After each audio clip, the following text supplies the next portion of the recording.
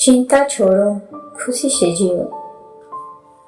एक गुरु का शिष्य बहुत बातूनी था। वह हर समय बातें करता रहता था, दिन भर इधर उधर की बातें करता रहता था और आश्रम के अन्य शिष्यों को सुनाता था कि एक शिष्य को गालियां देता है, वो गपशप करता है और दूसरों के साथ अच्छा व्यवहार करने की कोशिश करता है, अपने मुंह से अपनी प्रशंसा करता रहता है और हमेशा अपने आप को गुरु के सामने सबसे बुद्धिमान और सिद्ध शिष्य साबित करने की कोशिश करता है। अपने को सभी शिष्यों से अलग और श्रेष्ठ मानता था। उसने कहा कि मैं एक अमीर परिवार का लड़का हूँ। अगर मैं चाहता तो एक आरामदायक और शानदार जीवन जी सकता था, लेकिन मैं वह सब छोड़कर यहाँ आया क्योंकि मुझे सच्चाई की तलाश है। मैं खुद को जानना चाहता हूँ, मैं जीवन को जानना चाहता हूँ, इसलिए मेरा यज्ञ सबसे बड़ा है। यह एक दिन गुरु ने सभी शिष्यों को आश्रम में बुलाया और कहा कि आप सभी को अगले 1 महीने तक कुछ संकल्प लेना है। इससे आपका संकल्प मजबूत होगा और आप में आत्मबल का संचार होगा। आप सभी अपनी क्षमता के अनुसार कोई भी संकल्प ले सकते हैं और 1 महीने के पहले आप में से जो कोई भी अपने संकल्प को भंग करता है वो अपनी पुरानी दिनचर्या में वापस चला जाएगा।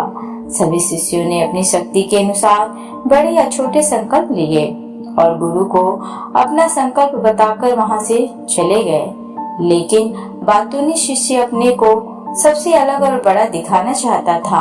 तभी वह गुरु की झोपड़ी में पहुंचा और बोला कि मुझे कोई छोटा संकल्प नहीं करना है, बल्कि अपने जैसा कोई बड़ा और महान संकल्प करना है।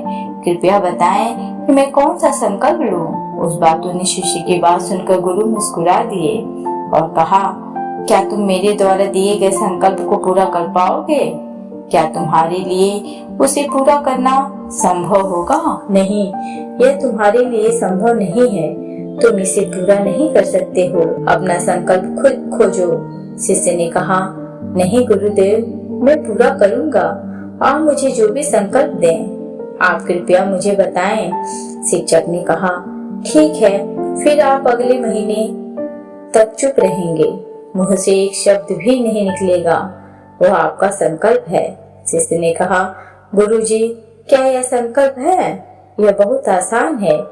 केवल 1 महीने के लिए चुप रहना है। मुझे एक बड़ा संकल्प दें जो मेरे श्रेय के योग्य है, जिसे पूरा करने में मुझे परेशानी हो रही हो। गुरु ने कहा, पहले आप इस संकल्प को पूरा करें। शिष्य ने गुरु की आज्ञा का पालन किया और वह उसी समय चुप हो गया और मुड़ा और झोपड़ी से बाहर चला गया। उसे चुप रहना बहुत आसान लगा। उसने किसी तरह चुपचाप एक दिन बिताया, लेकिन दूसरे दिन से उसके मन में न बोलने का बोझ बढ़ने लगा। तीसरे दिन उन्हें भारीपन महसूस होने लगा और चौथे दिन एक दिन अजीब सी बेचैनी होने लगी, क्योंकि आश्रम के सभी शिष्य आपस में बात कर रहे थे। वह भी उनके सामने अपना पक्ष रखना चाहता था और उनकी बात बंद करना चाहता था, लेकिन उसका निश्चय उसके रास्ते में आ खड़ा हुआ। इसलिए वह सारा दिन केवल मुंह और आंखें ही बनाता रहा। ऐसे ही कुछ दिन और बीत गए और शिष्य बीमार पड़ गया। उसका सिर फटने वाला था। खाने पीने का भी मन नहीं करता था। वह बस बोलना चाहता था। वह गुरुजी के पास गया और उनके सामने बैठ गया और उन्हें लिखकर कहा, गुरुजी, मुझे बोलना है। बिना कहे मुझे सांस नहीं आ रही है। मेरा दम घुट रहा है। मैं अंदर से पागल हो रहा हूँ। मैं क्या कर सकता हूँ? क्या मुझे अपने संकल्प तोड़ देने चाहिए? गुरुजी यह पढ़कर मुस्कुराए और कहा कि संकल्प तो टूटने के लिए होते हैं। जो व्रत को पूरा करता है वही अपने भीतर की शक्ति को बढ़ा सकता है और जो अपनी आंतरिक शक्ति को बढ़ा लेता है वही जीवन के पथ पर आगे बढ़ता है। बुद्धि और जागृति, संकल्प लेना आपके हाथ में था और उसे तोड़ना आपके ऊपर है। आपके अनेक शिष्य संकल्प तोड़कर अपनी दिनचर्या में लौट आए हैं। अगर आप ऐसा नहीं कर पा रहे हैं तो आप अपने संकल्प को तोड़ भी सकते हैं और अपनी पुरानी दिनचर्या में वापस जा सकते हैं। लेकिन याद रहे, अगर आज आप इस छोटे से संकल्प को भी संभाल नहीं पा रहे हैं तो बाकी जिंदगी कैसे संभालेंगे। मुझे शक है बाकी फैसला पूरी तरह तुम्हारे हाथ में है। वो बिना कुछ कहे वापस चले जाते हैं और खुद को अपनी झोपड़ी में बंद कर लेते हैं। झोपड़ी से बाहर आ जाते हैं केवल अपने आवश्यक कार्यों के लिए। बाकी समय वो बिना कुछ कहे वापस चला जाता है, खुद अपने को झोपड़ी में बंद कर लेता है। वह झोपड़ी से बाहर केवल अपने आवश्यक कार्यों के लिए ही जाता है। बाकी समय वो कुटिया के अंदर ही बैठा रहता है। 15 दिन बीत चुके थे और आश्रम के सभी छात्रों का संकल्प लगभग टूट चुका था, लेकिन उस बातों ने शिष्य का संकल्प अभी भी चल ही रहा था कि प्रतिज्ञा लेने के बाद वह एक शब्द भी नहीं बोला। पूरा आश्रम हैरान था कि इतना बोलने वाला इंसान चुप कैसे हो गया। 15 दिन बाद वह अपने मालिक के पास गया और लिखित में कहा कि हे मालिक, मैं बाहर से चुप हूँ, लेकिन मेरे अंदर कई आवाजें हैं, बहुत रोना और शिकायत है। मैं अंदर ही अंदर बात करता रहता हूँ। मेरा मन तरह तरह के सवाल करता रहता है। बाहर से जितना शांत हूँ, भीतर उतना ही कोलाहल है। मुझे संदेह है कि मेरा संकल्प अभी भी कायम है या नहीं, क्योंकि आपको बोलने की आदत है। आप बाहर से भले ही खामोश हो, लेकिन अंदर ही अंदर कहते रहते हैं कि आपको इन बातों और आवाजों से दूर जाना होगा। शिष्य गुरु को प्रणाम करके चला जाता है और भोर होते ही वो अपनी कुटिया छोड़कर जंगल में चला जाता है। कई दिन बीत जाते हैं और संकल्प का समय भी पूरा हो जाता है, पर वह शिष्य वापस नहीं आता। आश्रम में सभी को डर था कि जंगली जानवरों ने उसे खा लिया है। इस दौरान लोगों ने उसे खोजने का काफी प्रयास किया, लेकिन वह कहीं नहीं मिला। गुरु के सभी शिष्यों ने स्वीकार किया था कि जंगली जानवरों ने उन्हें अपना शिकार बनाया है, लेकिन गुरु जी को ऐसा नहीं लगा। एक दिन आश्रम का एक शिष्य गुरु के पास आया और बोला, गुरु जी, बातूनी शिष्य को क्या हुआ? जानवरों ने मार डाला होगा। गुरु ने कहा, हो सकता है जानवरों ने उसका शिकार किया हो, लेकिन उसके न लौटने का कोई और कारण भी हो सकता है। हो सकता है कि वह जिस चीज के लिए वहां गया था वह मिल गया हो। शिष्य ने पूछा कि क्या ज्यादा बोलना हानिकारक है? गुरु ने कहा, यह भी मानव जीवन के कई दुखों में से एक है। वो कभी चुप नहीं रह सकता, वो हमेशा कुछ न कुछ कहता रहता है। हमारा आधे से ज्यादा दुख हमारे अकेले बोलने से होता है। ज्यादातर परिवारों में झगड़े की वजह हमारी बेवजह की बातें होती हैं। हम में से कोई भी चुप नहीं रहना चाहता। हम सिर्फ सामने वालों से कहना चाहते हैं जो कुछ भी हमारे मन में है। हम उसे समझाना चाहते हैं कि आप गलत हैं और मैं सही। कहाँ तक उचित है, क्योंकि दूसरा भी वही कर रहा है और इस तरह सब एक दूसरे का सड़ा गला सामान ले रहे हैं। तो समय के साथ साथ उन्हीं बातों की परतें गिनते रहते हैं और एक दूसरे को सुनाते रहते हैं। इस तरह सुनने सुनाने का यह काम जीवन भर चलता रहता है, लेकिन इस अज्ञानता में हम अपना समय, अपना जीवन, अपनी समझ और सबसे महत्वपूर्ण वह अनमोल क्षण खो देते हैं जिसे जिया जा सकता है, जिसका अनुभव किया जा सकता है, जिसमें आनंद पाया जा सकता है। लेकिन बदले में हमें क्या मिलता है? कुछ भी नहीं, सब व्यर्थ जाता है। हम इस पागलपन में क्या खो चुके हैं, केवल कुछ लोगों को पता चलता है, बाकी लोगों को उनके आने का पता नहीं है, जैसे उन्हें उनके जाने का पता नहीं है। शिष्य ने कहा, फिर क्या इसका समाधान है? गुरु ने कहा कि आपके विचारों को पूरी जागरूकता के साथ देखना ही सभी मानसिक समस्याओं से बचने का एकमात्र तरीका है। दोस्तों, वर्तमान में रहें और पूरी सजगता के साथ अपना काम करें। यह प्रसिद्ध जापानी जेन मास्टर सुनरियू सुजुकी का कथन है, जिन्होंने अपनी पुस्तक जेन माइंड बिगिनर्स माइंड में विस्तार से बताया है कि कैसे एक व्यक्ति अपने दैनिक कार्य के साथ साथ जागरूकता का अभ्यास कर सकता है और एक जीवन भी जी सकता है, मानसिक रूप से स्थिर और सुखी जीवन आप चाहें। उस बातों ने शिष्य को आसन छोड़े हुए 3 महीने बीत चुके थे। पर उसका कोई समाचार न था। अब तक सब शिष्य भी उसके लौटने की आशा छोड़ चुके थे, लेकिन एक दिन वो आश्रम लौट आता है।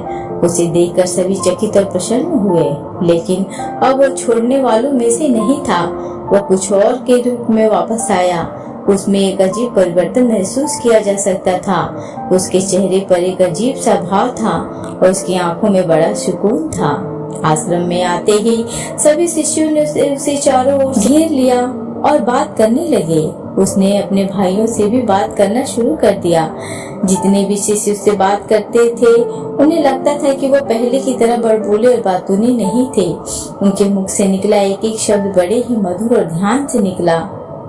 कुछ देर दूसरे शिष्यों से बातें करने के बाद वह गुरु के पास गया। उसने गुरु को पैर छुए और कहा, गुरुजी, क्या मैं अभी चुप हूँ? क्या मेरा संकल्प अभी भी जारी है? गुरु ने कुछ देर तक शिष्य की आंखों में गौर से देखा और कहा, हाँ, तुम अब भी चुप हो। तुम्हारे मुंह से एक शब्द भी नहीं निकल रहा है और तुम्हारा संकल्प अभी भी कायम है। इसलिए मैं और गहरे जंगल में चला गया, जहाँ पे मुझे शांति मिलेगी और मेरे मन में चहकना कम हो जाएगा। लेकिन मैं जितना एकांत में गया, मेरे अंदर की आवाज तेज होती गई। मुझे अपने अंदर की एक पुरानी आवाजें सुनाई देने लगी।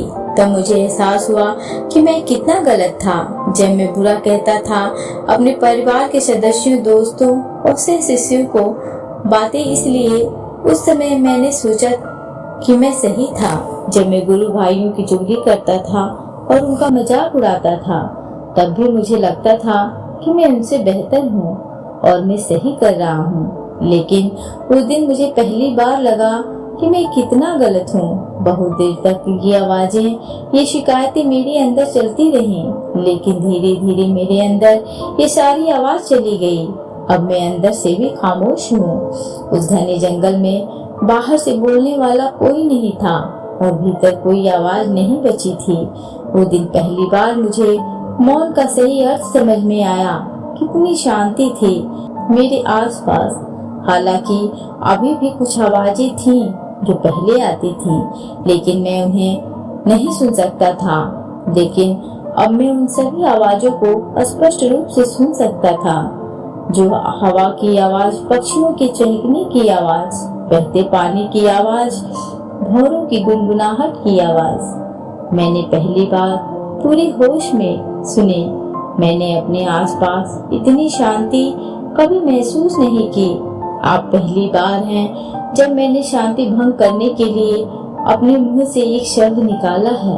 मैं चिल्लाया हूँ, हे भगवान, यह किस प्रकार की शांति है? यह सब कुछ इतना शांत क्यों है? क्या हुआ? लेकिन मेरे चिल्लाने पर भी शांति भंग नहीं हुई। सब कुछ वैसा ही है जैसा बाहर पहले भी सन्नाटा था और अंदर भी। हे मालिक, मैंने अपने गुरु भाइयों से बात की, मैंने आपसे बात की। मैं बोल रहा हूँ, मैं चल रहा हूँ, मैं सब कुछ देख रहा हूँ, लेकिन मैं अंदर से बिल्कुल अकेला हूँ। मैं चुप हूँ, भीड़ में भी हूँ, मैं अकेला हूँ और अंदर से अकेला हूँ, तब भी अकेला हूँ। अपने आप में शोर मचाना चाहता हूँ और सब कुछ दिखाई देता है, सब कुछ सुना जाता है। गुरु ने कहा, जब तक बाहर बातें करते रहेंगे, भीतर अशांति होगी। जिस दिन हम अपने भीतर की ओर मुड़ेंगे, तो हमारे मुंह से जो भी निकलेगा, हम शांत रहेंगे। दुनिया में जितनी भी बुराइयां हैं, वे ज्यादातर हमारे बोलने से ही पैदा होती है, क्योंकि हम चुप नहीं रहना चाहते। हम जरूरत से ज्यादा बात करते हैं। हम दूसरे व्यक्ति की बात नहीं सुनना चाहते हैं, बल्कि चाहते हैं कि वह बात करना बंद कर दे। हम उसे बताना चाहते हैं कि मैं कौन हूँ। हम उसे अपनी सारी क्षमताएं दिखाना चाहते हैं। बस यही हमारे जीवन का उद्देश्य रह जाता है। कभी एक दूसरे को सुनना नहीं चाहते, समझना नहीं चाहते। उन्होंने कभी चुप रहना नहीं सीखा, क्योंकि खामोश रहने से ही वो खुद को छोटा महसूस करते हैं। दुनिया के सारे युद्धों की वजह हमारी बोलती ही है, इसलिए हमें उतना ही बोलना चाहिए जितना जरूरी हो। क्योंकि बेकार की बातें करने से ऊर्जा बर्बाद होती है और बोलने से हम कभी अंदर की ओर नहीं मुड़ सकते, क्योंकि वो हमें बाहर की ओर खींचती रहती है। और क्या क्या इस दुनिया के अलावा कोई बाहर है, लेकिन अगर हम अपने भीतर की दुनिया की ओर मुड़ना चाहते हैं तो इस मुंह को बंद रखना चाहिए। इसलिए जो सभी प्रबुद्ध हो गए हैं वो एकांत की ओर भागे, ताकि उन्हें ज्यादा न बोलना पड़े, न ज्यादा सुनना पड़े। वे अकेले रहें और शांत रहें, ताकि वे आसानी से भीतर की यात्रा कर सकें। लेकिन कोई चाहे तो इस दुनिया में रहकर भी एकांत में रह सकता है, शांत रह सकते हैं, लेकिन इसके लिए उन्होंने अपनी ऊर्जा बचाई होगी, जिसे वे व्यर्थ की बातों में बर्बाद कर रहे थे। दोस्तों, इस कहानी की सीख यह है कि व्यर्थ बोलने से आपकी ऊर्जा नष्ट होती है, और ऐसा कहना हमें वापस भीतर नहीं जाने देता, क्योंकि यह हमें बाहर की ओर झुकाए रखता है। और जो अपने भीतर यात्रा करना चाहते हैं उन्हें अपना मुंह बंद रखना चाहिए। मुझे आशा है कि आपको यह कहानी पसंद आई होगी और आपको बहुत कुछ सीखने को मिला होगा। दोस्तों, अगर आपको ये ऑडियो पसंद आया हो तो प्लीज इसे लाइक, शेयर एंड सब्सक्राइब करना ना भूलें। Thanks for watching.